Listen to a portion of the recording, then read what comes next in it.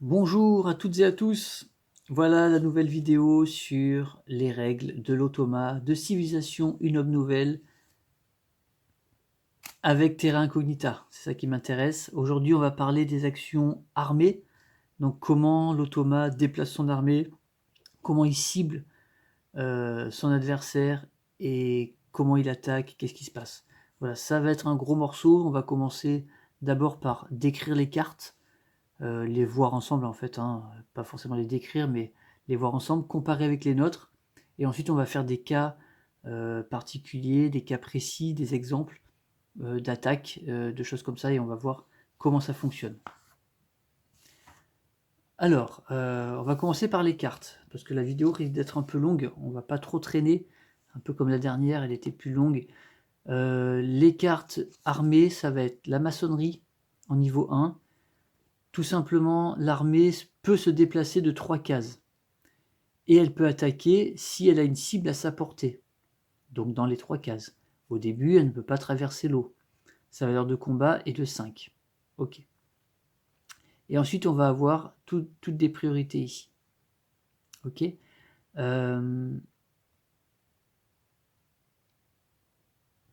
Ensuite, donc là, c'est la même chose que nous, hein. Nous, c'est on avance de 3 cases et on a notre valeur d'attaque est égale à l'échelon. Voilà, c'est pareil. Ensuite, on a le travail du fer. Le travail du fer, que j'ai renommé d'ailleurs en métallurgie, hein, dans les cartes. J'ai fait la correction parce que c'est vrai que j'avais, je sais pas pourquoi, c'est bien métallurgie chez nous, et en anglais c'est ironworking, et du coup je me suis dit, bah tiens, un travail du fer, mais non, c'était métallurgie, donc j'ai corrigé, donc si vous téléchargez les cartes, maintenant c'est métallurgie ici. La métallurgie, du coup, le travail du fer, ça nous dit que chaque armée, parce que là maintenant il a 2 armées, chaque armée peut se déplacer de 4 cases et attaquer une cible à sa portée. Voilà, donc c'est pareil, sauf que sa valeur de combat est de 6 et non pas de 5, et elle est de 8 contre les barbares. Nous, ça nous disait que ça se déplaçait de 4 aussi, et que était la valeur de l'échelon plus 2 si on attaquait les barbares. Donc c'est pareil, sauf que nous, ça pouvait être à 5 plus 2 maximum. Lui, il est à 6 ou 8 contre les barbares. Il a un tout petit avantage. Ok. Ensuite, la production de masse au niveau 3. Il est toujours à 2 armées. Chaque armée peut se déplacer cette fois de 5 cases et peut traverser l'eau. Elle peut attaquer une cible à sa portée. Sa valeur de combat est maintenant de 8. Ok. Donc nous, on avait quoi? La production de masse. On avait... Notre armée peut se déplacer de 5 cases, donc pareil. Donc nous, il faut faire attention au terrain, hein, selon où on la joue sur l'échelle de priorité. Donc on ne pourra pas se déplacer partout si on la joue à l'échelon 3 ou à l'échelon 4, ça, mais ça vous connaissez, hein, c'est la règle normale. On peut traverser l'eau, pareil. Notre valeur de combat est l'échelon plus 2. Donc là, c'est plus comme avant où c'était contre les barbares, là c'est plus 2. Voilà, pour tout le monde. Vous pouvez une seconde fois déplacer et attaquer avec une de vos armées qui a été vaincue après l'avoir remise sur cette carte. Voilà. Donc lui c'était pareil, hein. Donc là ça veut dire quoi? Ça veut dire que si notre armée elle attaque et qu'elle est battue, on la remet sur cette carte et on peut à nouveau la déplacer et réattaquer. C'est la production de masse, on peut produire des unités armées comme ça plus facilement, plus rapidement. Donc là c'était pareil pour l'IA, j'avais oublié de le noter. Si vaincu, replacer l'armée sur cette carte et la déplacer une seconde fois. Si aucune attaque n'a lieu, la déplacer, machin. Donc on refait une deuxième attaque avec une de ces armées. Alors, lui, alors par contre, je ne sais pas, parce que nous, c'est, vous pouvez une seconde fois déplacer une de vos armées qui a été vaincue. Lui, si vaincu, replacer l'armée sur cette carte et la déplacer. Je me demande si on ne veut pas le faire avec ces 2 armées pour lui. Il faudra qu'on teste. Là, je ne sais plus trop. Et puis l'aviation, ça nous dit que là, on peut passer au-dessus des jetons contrôle. Donc chaque armée peut se déplacer de 6 cases, forcément, des avions ça va plus vite, à travers l'eau, à travers les pions contrôle non renforcés adverses, à travers les caravanes, à travers les barbares et à travers les cités-états. On peut vraiment traverser tout. Par contre, on reste sur des jetons contrôle non renforcés.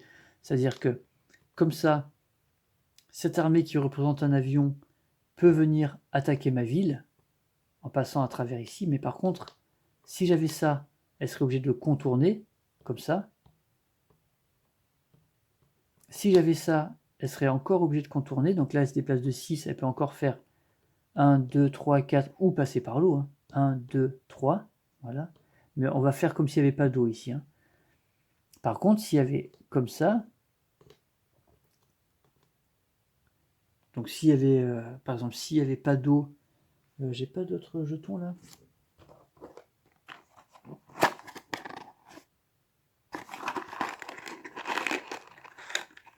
Voilà, on va là ici.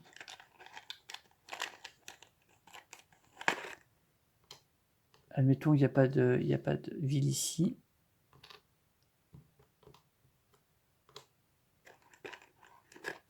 Voilà, par exemple, admettons c'est comme ça, même comme ça d'ailleurs. Ben là, son armée, elle ne peut pas attaquer ma ville. Elle ne peut pas attaquer ma capitale.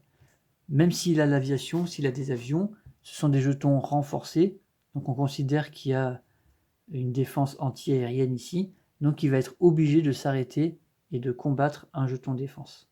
Voilà. Et donc après, on fait la somme de sa défense. Donc là, c'est la valeur de son terrain, c'est 5, plus 1 parce qu'il est renforcé, plus 1 parce qu'il a un jeton renforcé adjacent. Donc là, ce jeton a une défense de 7. Voilà. Celui-ci a une défense moindre parce qu'il est sur une colline qui vaut que 3, plus 2. Donc là, il est à 5, celui-ci. Non, la colline, c'est même 2. La forêt, c'est 3. Donc voilà. Donc là, il ne peut pas passer là-dessus. Est-ce que ça dit autre chose? Non, je crois pas. Et pour nous, l'aviation, pour le joueur, l'aviation, ça dit 6 cases. On peut traverser les pions contrôle non renforcés, les caravanes, les barbares, les cités-états. Valeur de l'échelon, plus 3. Voilà. Alors que lui, sa valeur était de 9. Ok. Donc c'est à peu près pareil, hein. Voilà, c'est à peu près pareil. Donc ça, c'était vraiment juste pour voir les cartes rapidement. Maintenant, ce qui va nous intéresser, c'est comment il va cibler. Alors, on va essayer de donner des exemples. Il faut bien comprendre ça. Parce que ça peut... on peut faire des erreurs, en fait, assez facilement avec l'armée. Ça m'arrive d'en faire encore aussi, donc... Alors, on va essayer de mettre de la lumière, voilà. Donc son armée, avec la maçonnerie, elle peut se déplacer de 3 cases. Alors on va remettre une ville ici. On est en début de partie. On s'est protégé, cette ville ici, cette ville ici. Voilà. En début de partie, ça peut clairement ressembler à ça. Lui, probablement qu'il avait déjà mis ça. Donc, admettons, au début, sa carte, son armée, elle est sur sa carte. Donc elle va partir de sa capitale ou d'une ville majeure. Ok. Donc l'armée peut se déplacer de 3 et elle attaque si elle a une cible à portée. D'accord? Donc si son armée elle part de sa ville majeure qui est là.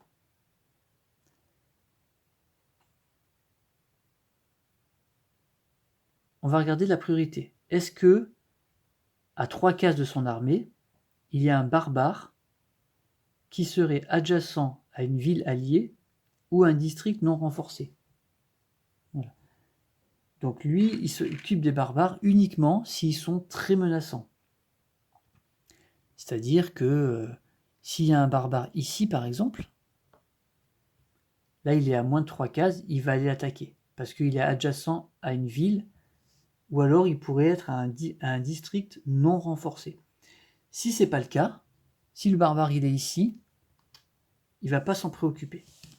Parce que là, le barbare, il y a des protections, donc le barbare va d'abord détruire cette protection, etc. Et après, une fois qu'il est là, il va essayer de l'attaquer. Mais au début, il s'en préoccupe pas. Donc là, dans ce cas de figure, le barbare n'entre pas dans les cibles. Ensuite, est-ce que dans les 3 cases, il y a une ville adverse avec une défense de 4 ou moins? Donc là, on est en maçonnerie, donc il a vraiment des armées très faibles, donc il ne va pas attaquer les villes compliquées. Par exemple, cette ville qui est en forêt, la valeur de défense de la ville, c'est le terrain multiplié par 2. Donc là, elle a une valeur de 6 de défense. Donc celle-là, il ne va même pas essayer de la cibler, en fait. Par contre, ma capitale, elle est en plaine. La plaine vaut 1. Donc, une ville, c'est multiplié par 2. Elle a une défense de 2. Donc là, par contre, ça l'intéresse d'aller attaquer ça. Mais elle n'est pas dans les 3 cases. Donc, c'est pas une cible. On regarde vraiment dans les 3 cases pour attaquer. Ensuite, est-ce qu'il y a un jeton contrôle adverse le plus proche de la cible 2? C'est-à-dire ça.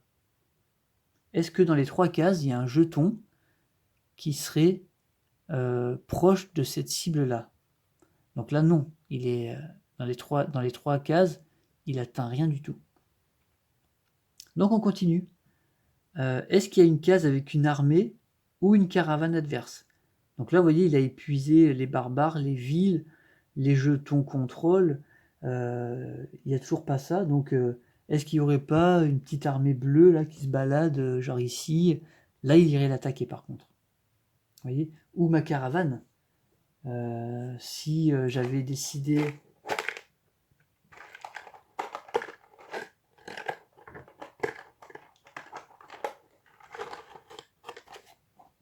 Si j'avais décidé d'envoyer ma caravane, par exemple, j'ai pas mon armée ici, mais alors je serais d'abord allé sûrement à la cité-État, ici. Mais admettons, après, je voudrais aller, j'envoie ma caravane, admettons que ma ville ici, par exemple, elle est majeure, donc je peux envoyer ma caravane d'ici. Je fais 1, 2, 3, parce que je me dis, je vais essayer d'aller envoyer ma caravane chez lui. Donc lui, son armée, si on arrive à cette priorité-là, une case avec une armée ou une caravane adverse, ben là, il irait attaquer ma caravane. Il essaierait de m'empêcher, ben, comme dans le jeu vidéo, il pille ma route commerciale.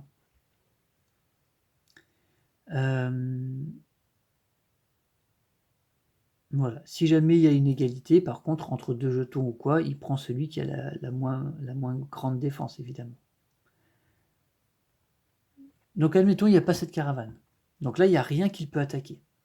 Donc si aucune attaque n'est possible, c'est-à-dire que s'il n'a pas une de ses cibles dans sa portée, parce qu'il peut se déplacer que de 3 cases, ben, ce qu'il va faire, c'est qu'il va se déplacer au plus proche de la cible 2, 3 ou 4. Donc est-ce qu'il y a une ville avec une défense de 4 ou moins? Oui, il y a ma capitale. Donc il va se déplacer, il va s'approcher de ma capitale. Voilà. Et donc là, il ferait 1, 2, 3. Il marcherait vers ma capitale jusqu'à ce qu'il ait une autre cible plus intéressante. Voilà. Sachant qu'en étant là, maintenant il est à portée d'un jeton contrôle ou quoi. Donc au prochain coup, il aurait quelque chose à attaquer. Donc c'est comme ça que ça fonctionne. Par contre, si il n'y a aucune attaque possible, mais qu'il n'y a aucune cible 2, 3 ou 4, admettons par exemple, il n'y a aucune ville de défense 4 ou moins, c'est que des villes fortes. Par exemple, admettons, comment on pourrait faire ça? Admettons, on est comme ça. Donc ici, elle vaut toujours 6 plus 1, 7. Ici, elle valait 2. mais on lui rajoute 3, 4, 5. Donc là, elle a une défense de 5, cette ville, maintenant. Donc là, il ne va pas essayer d'aller l'attaquer avec la maçonnerie. Hein. Là, c'est trop tôt pour lui, donc il ne va pas y aller. Donc, il n'y a pas de barbare, il n'y a pas de ville avec une défense de 4 ou moins, il n'y a pas de machin, il ne peut même pas s'en rapprocher, donc il n'y a aucune attaque possible. Et il n'y a aucune cible 2, 3 et 4. Donc là, du coup, il va explorer avec son armée. Voilà. Il n'a pas de destination de cibles pour lesquelles il va s'approcher, et voilà. Donc, il va explorer à ce moment-là. Donc voilà comment ça marche les armées. Par exemple, sur le travail du fer, là, il y a 2 armées, donc on va faire l'action 2 fois. Cette fois, il se déplace de 4 et il a un combat de 6 contre nous, mais il a un combat de 8 contre les barbares. Donc qu'est-ce qu'il va faire cette fois? Il va regarder, pareil, s'il y a un barbare à portée, hein, donc à 4 cases, adjacent à une ville ou à un district non renforcé, est-ce qu'il peut l'attaquer? Maintenant, on intègre les places fortes. Est-ce qu'il y a une place forte de défense 6 ou moins? Parce que comme il a une attaque maintenant de 6, il peut se permettre d'attaquer les places fortes de 6. Vous voyez? Alors qu'avant, il avait une défense, il avait une attaque de 5. Les places fortes, elles ont toujours une défense de 6 en fait. Parce qu'elles sont toujours dans la forêt, les places fortes. On va essayer de voir ça. Voilà, toutes les places fortes, elles sont dans une forêt. Donc automatiquement, elles ont une défense de 6. Donc tant qu'il n'avait pas le travail du fer, il n'essayait même pas d'aller l'attaquer. Ensuite, il regarde s'il y a une ville adverse avec une défense de 6 ou moins. Voilà. Donc là maintenant, ma capitale redevient une cible. Elle a une défense de 5, elle redevient une cible, puisqu'il a augmenté sa valeur de combat. Ensuite, un jeton contrôle au plus proche des cibles 2 et 3. Donc est-ce qu'il y a un jeton qui peut attaquer proche de ces 2 cibles-là? Ou alors est-ce qu'il y a toujours une case avec une armée, machin? Donc s'il n'y a personne à porter, il va se déplacer vers soit une place forte qui a une défense de 6, soit une ville qui a une défense de 6, soit un jeton qui est proche d'une place forte ou d'une ville qui a une défense de 6, ou alors il va se déplacer vers une armée ou une caravane. Voilà. Et pareil, s'il n'y a rien de tout ça, il explore. Mais là, ça m'étonnerait qu'il n'y ait rien de tout ça. Donc voilà comment ça fonctionne. Il essaye de voir à portée s'il peut aller attaquer, s'il y a des cibles, et s'il ne peut pas, il va s'en rapprocher. Et s'il n'y a pas de cible du tout, il va explorer. Avec la production de masse, là il a une valeur de combat de 8, donc il va essayer de chercher une place forte avec une défense de 8 ou moins. Là ça va être les places fortes qui auraient des jetons qui seraient protégés, voilà. Des villes adverses, cette fois qui ont une merveille, avec une merveille et une défense de 8 ou moins. Il va d'abord cibler les villes qui ont des merveilles. Ensuite, le barbare. Là, vous voyez, le barbare, il passe en 3e priorité. Hein, il n'est plus en première priorité. Ensuite, une ville adverse avec une défense de 8, donc une ville qui n'a pas de merveille. Puis une cité-État. Parce qu'à partir de la production de masse, évidemment, l'IA va vouloir attaquer des cités-États. Donc ça peut être possible. C'est assez rare dans la partie que ça arrive, mais c'est possible. Ensuite, donc après ça on reprend sur les jetons contrôle, les cases avec armée, etc. Sur l'aviation, ses priorités, c'est, alors, juste pour comparer, maintenant il va accepter d'attaquer une place forte qui serait encore mieux défendue, puisque là il a une grosse défense, donc il peut attaquer des choses mieux défendues. Les villes adverses, avec merveille, qui a une défense de 10 ou moins, parce qu'arrivé là, nos villes, elles vont avoir des grosses défenses, évidemment, avec les jetons renforcés. Puis les barbares, puis une ville sans merveille de 10, une cité-état, un jeton. Donc là, c'est tout pareil, sauf que sa puissance est supérieure, tout simplement. Maintenant, ce qui va être intéressant, c'est de voir comment il va attaquer et comment il va dépenser ses jetons. Parce que sur une attaque, on va prendre la maçonnerie, ça sera plus simple. Donc là, il a sa valeur de combat de 5. Ok. Mais on sait que sur chaque carte, on peut, si il y a des jetons commerce, on peut les dépenser pour améliorer cette action. Donc là, on peut défausser un jeton commerce pour rajouter 1 à la valeur du dé, ou pour relancer carrément le dé. Et donc là, il y a une petite règle déterministe pour savoir quelle action l'IA va faire.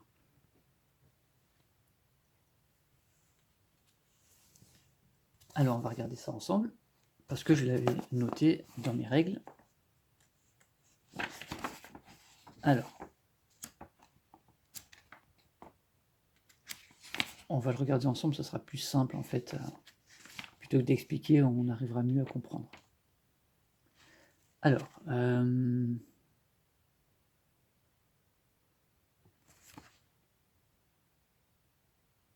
voilà, donc c'est dans la rubrique utilisation des jetons commerce.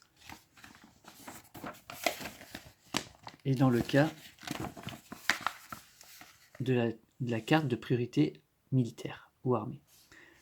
Donc, ce que j'ai noté, c'est que lorsque c'est au tour de l'IA de dépenser des jetons commerce lors d'une attaque, elle le fait de la façon suivante.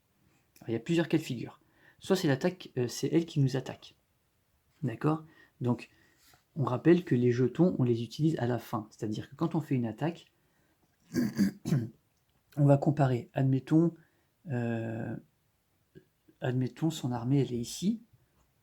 Elle avance. Donc, elle cible, par exemple, on va dire au hasard, hein, parce que là, ça ne serait pas le cas, mais elle va cibler, par exemple, cette ville. Mais avant la ville, elle est obligée d'attaquer ce jeton. Donc, comme elle ne peut pas avoir cette ville dans sa cible, la priorité suivante, on a vu qu'il y avait des jetons qui étaient au plus proche de cette cible-là. Donc, il va avancer ici, il va attaquer ce jeton. Donc, il essaye de pénétrer dans nos frontières et il commence à détruire nos infrastructures. Donc, comment ça se passe? On va comparer la valeur de combat de l'attaquant et du défenseur. D'accord? Donc, la valeur de combat de l'attaquant, c'est quoi? C'est ce qui a marqué sur sa carte. Donc, par exemple, la maçonnerie, sa valeur de combat est de 5. Ok?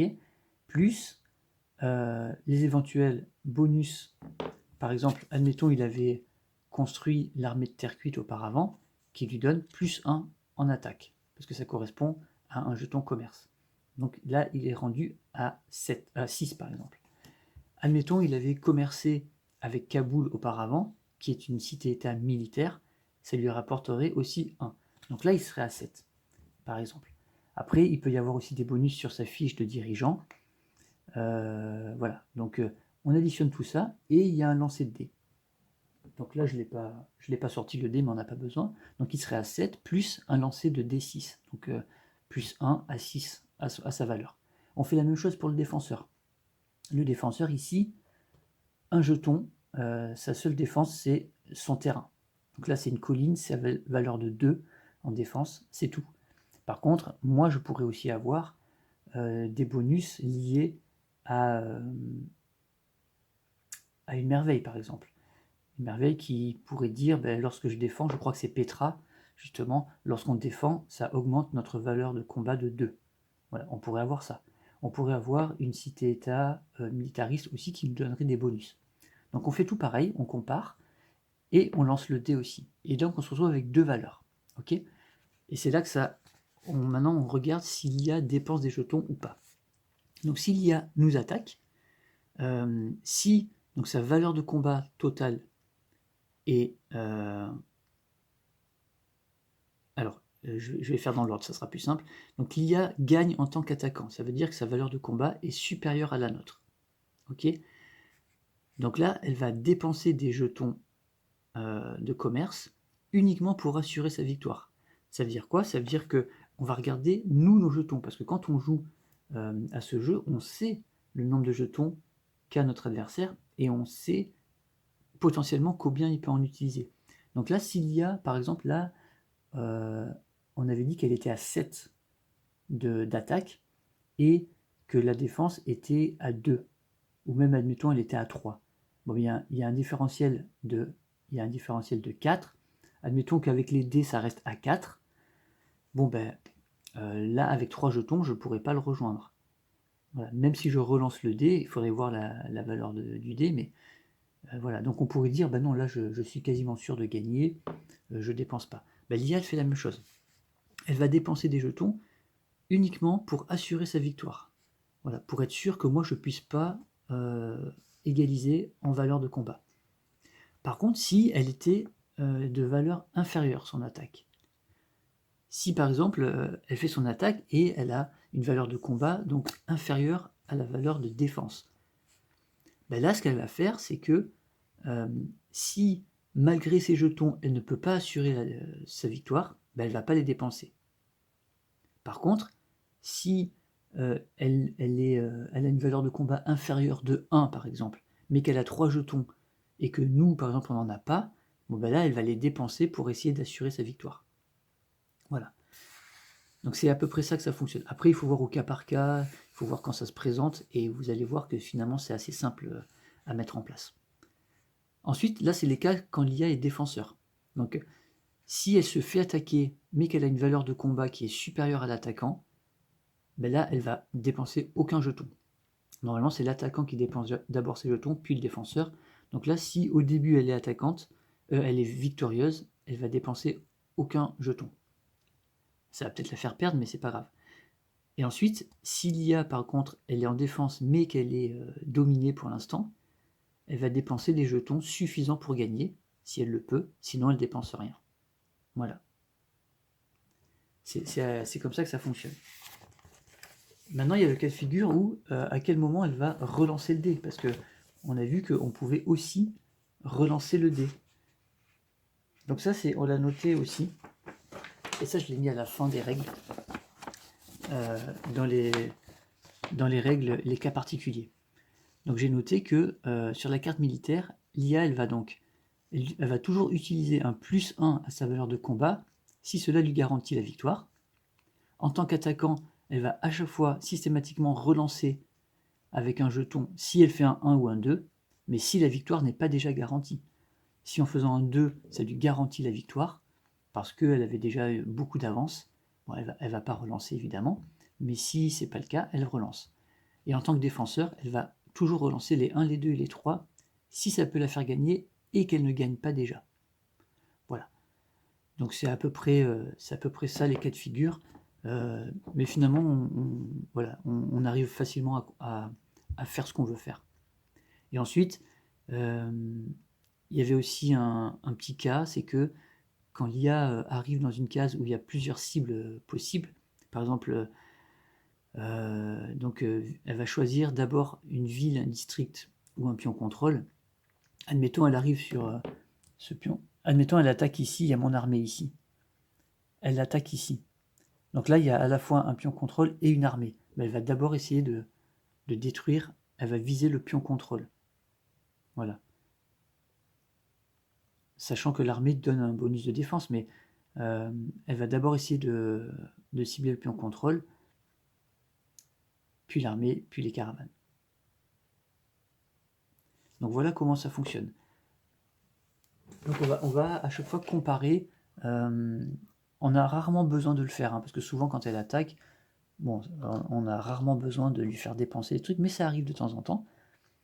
Donc voilà comment elle va faire. On compare les deux valeurs de combat, comme dans les règles standards.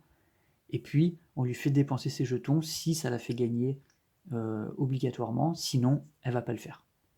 Donc voilà pour la partie un peu plus technique pour les cartes armées. Voilà, je pense qu'on a fait à peu près le tour. Est-ce qu'il y a besoin de vérifier d'autres choses? Je regarde vite fait là sur les cartes.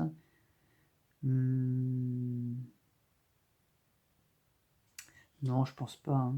Je pense que là, on a déjà vu pas mal de trucs. Ce qu'il faut, c'est surtout ne pas oublier ces bonus qui sont sur ces cartes, sur ces merveilles, sur ces cartes. Voilà. Il ne faut pas les oublier, il faut bien les garder à proximité et systématiquement regarder si elle a des bonus. On a vraiment tendance à les oublier. Donc voilà pour, je pense, les actions armées.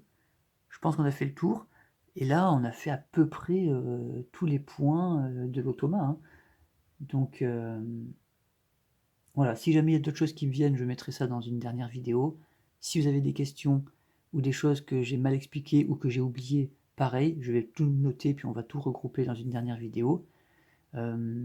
Et puis voilà, si c'est pas le cas, ben, on a fini ce petit, cette petit passage en revue des cartes de l'automat, ce petit tuto très rapide.